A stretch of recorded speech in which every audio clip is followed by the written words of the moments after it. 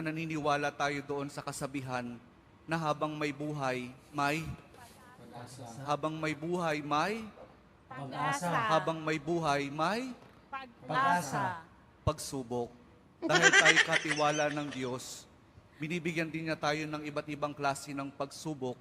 Kaya po doon sa pagsubok na yon, saka pa lang natin mauunawaan na talagang ang ating buhay ay mayroong, habang may buhay mayroong, Pagsubok. habang may buhay may Pagsubok. pagbangon.